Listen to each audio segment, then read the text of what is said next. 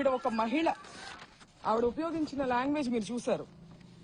రెచ్చగొట్టి కావాలని ఎటువంటి పదజాలాన్ని ఇవాళ వాళ్ళు ఖండిస్తున్నారో అటువంటి పదజాలాన్ని ముందుగా ప్రథమంగా ఆయన మీద ప్రయోగించి ఆయన్ని రెచ్చగొట్టే ప్రయత్నం చేశారు. ఆ రెచ్చగొట్టిన ఆ హీట్ ఆఫ్ ద మూమెంట్ లో ఆయన ఒక రకంగా రియాక్ట్ అవడం జరిగింది.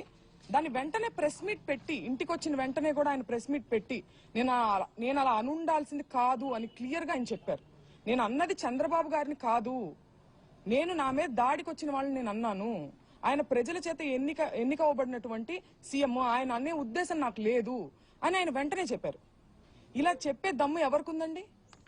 ఇంతకు ముందు చంద్రబాబు నాయుడు గారు, నేను రాజకీయాలు మాట్లాడాలని కాదు, నేను ప్రత్యక్ష రాజకీయాల్లో లేను, ఈ సందర్భంలో అది ప్రస్తావించాల్సిన అవసరం ఉంది, దానికి ఒక ప్రాముఖ్యత ఉంది. చంద్రబాబు గారు ఒక పబ్లిక్ మీటింగ్ లో మాట్లాడుతూ జగన్ గారిని ఉద్దేశించి ఆయన ఒక మాట అనడం జరిగింది, నీ పుట్టుకే తప్పుడు పుట్టుక అని.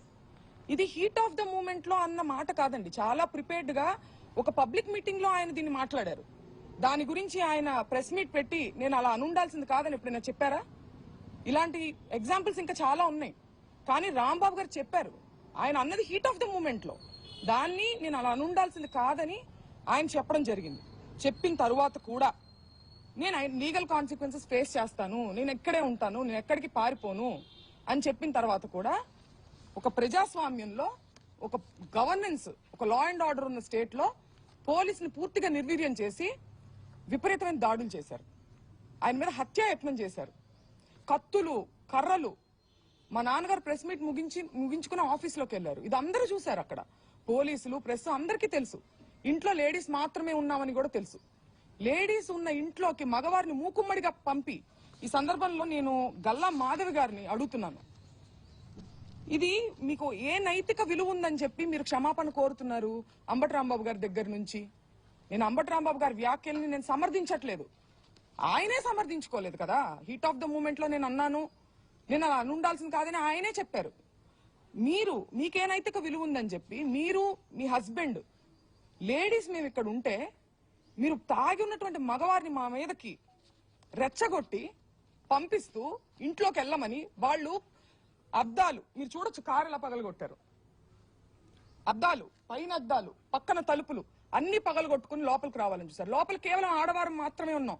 నేను, మా మదరు, మా సిస్టరు, మా పిల్లల్ని పెట్టుకుని మేము ఉన్నాం. హోమ్ మినిస్టర్ అనిత గారిని కూడా నేను సూటిగా ప్రశ్నిస్తున్నాను, దీన్ని మీరు సమర్థిస్తారా?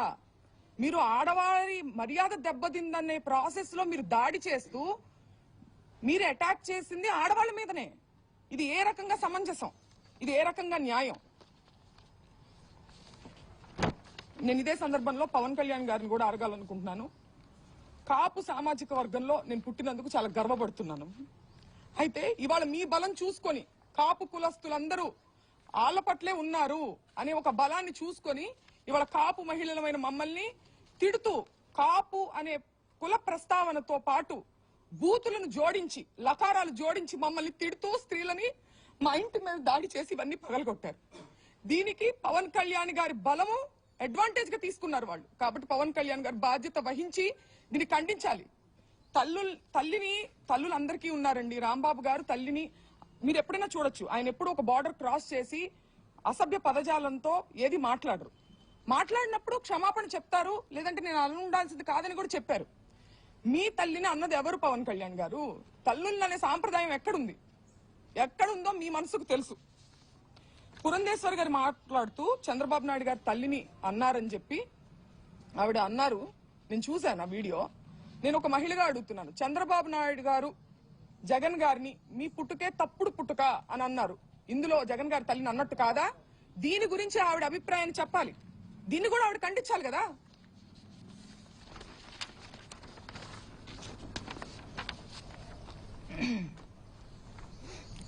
ఒక్కటే చెప్పదలుచుకున్నానండి, మేము వైసీపీ పార్టీ అని చెప్పి ముద్రేసి ఇవాళ పార్టీ అధికారంలో లేదని చెప్పి, మేము బలహీనులం అని చెప్పి మా మీద అటాక్ చేస్తూ ఇవన్నీ చేస్తున్నారు. కానీ మీరందరూ గుర్తుపెట్టుకోవాల్సింది ఒకటి ఉంది, అన్నిటికీ మించి ఇది తిరుపతి లడ్డు విషయం దగ్గర మొదలైంది. మేము అన్నిటికీ మించి మా నాన్నగారు దేవుడు పార్టీ నిజాన్ని మాట్లాడారు. దాన్ని డైవర్ట్ చేసేదానికి ఆయన క్షమాపణ చెప్పినప్పటికీ కూడా ఇటువంటి దాడులు చేసి భయపెట్టి ఆయన దేనికి భయపడరు కాబట్టి ఇంట్లో స్త్రీల మీదకి వెళ్తే ఆయన భయపడతారనే ఒక చీప్ టాక్టిక్ ని ప్రదర్శించి ఇవాళ మా ఇంటి మీదకి వచ్చారు.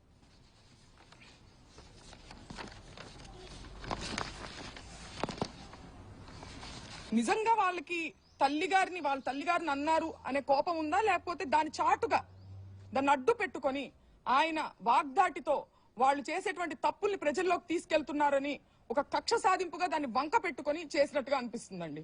ఎందుకంటే లీగల్ కాన్సిక్వెన్సెస్ ఉంటాయి అంటే నేను ఫేస్ చేయడానికి రెడీగానే ఉన్నారు ఆయన అంటున్నారు. అయినా కానీ 8 గంటల పాటు అండి పోలీస్ బెటాలియన్ ఎంత దూరంలో ఉందని నేను ప్రశ్నిస్తున్నా. చంద్రబాబు నాయుడు గారి గృహం ఎంత దూరంలో ఉంది? 8 గంటల పాటు గ్యాపులుగా తాగి వచ్చి ఒక మహిళ అరుణైనా ఆవిడ పేరు ఏంటి ఆవిడ పేరు గల్లా మాధవి, వీడియో ఇవ్వండి ఒకసారి.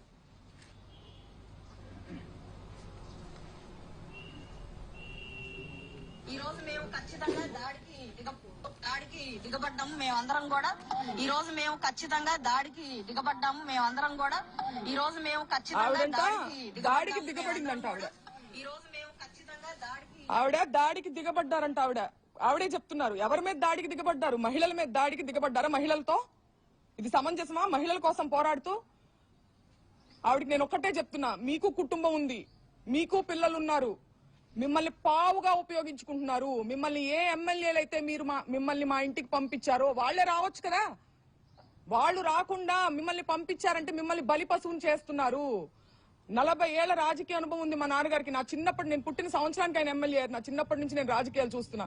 ఎన్నో గొడవలు చూసాం, పోలీసులు చూసాం, కానీ ఇంత నీచమైన రాజకీయాన్ని ఎప్పుడు చూడలేదు.